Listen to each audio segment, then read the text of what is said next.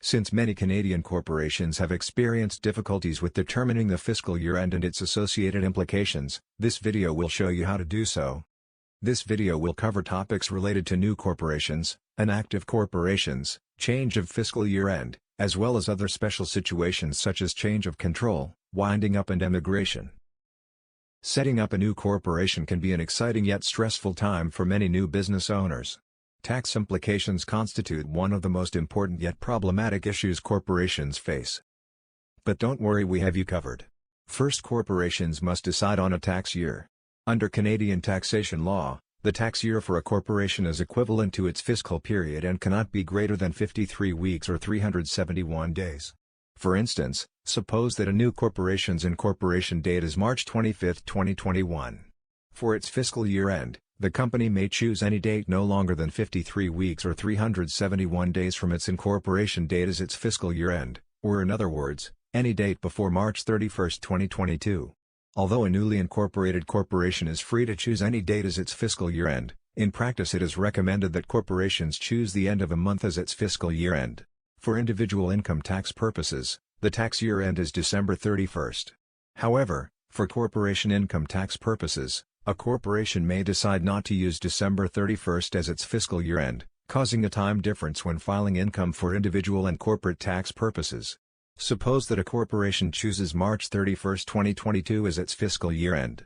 Since the March 31 year-end is different from the December 31 year-end for individual income tax filing, this may result in those shareholders receiving dividends, bonuses, and other compensation to report these incentives on their individual income tax return the subsequent year. Therefore, corporations should contact their accountant prior to their fiscal year-end in order for the accountant to gain a better understanding of the corporation's financial situation and make appropriate recommendations. Moreover, it is worth mentioning that for group companies controlled by a sole shareholder or same group, it is recommended to talk with your accountant regarding your group company's tax planning. In terms of filing a corporate tax return, the CRA requires that a tax return must be filed within the 6 months following the end of a tax year.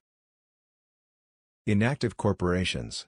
A corporation that has not conducted any business operations during the fiscal year is deemed inactive. A common misconception held by many business owners is that inactive corporations are not required to file corporate taxes. However, this is not the case, as the CRA requires that regardless of a corporation's activity, it is still required to file a tax return as long as it is incorporated. One thing to note is that inactive corporations that do not have any information on their income statement or balance sheet are not required to fill out Schedules 100, 125, 141 on their corporate tax return. Circumstances that a corporation decides to change its fiscal year-end, the corporation must submit a letter to the CRA for approval, citing a full explanation of the details and an effective date for the proposed change. In certain circumstances, such as the change of the fiscal year-end occurred automatically, then approval from the CRA is not required. Other special situations. Number 1. Change of control.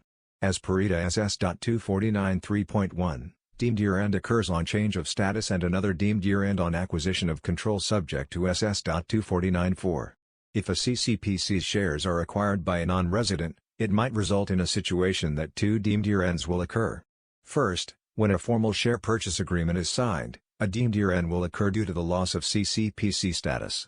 Afterwards, when the CCPC shares purchase actually occur, this will subsequently result in a second deemed year-end subject to SS.249 4. Number 2, winding up or dissolution. In the course of winding up of a corporation, the corporation's fiscal year ends at dissolution. A corporation with the status intent to dissolve or in the process of dissolution must file as long as they are not entirely dissolved. Number 3, emigration. When a corporation is no longer a Canadian resident, there will be a deemed year-end due to the change of the corporation's status subject to SS.128.14. If you have any other questions, please contact Corset Accounting. We will be glad to help you. Thank you.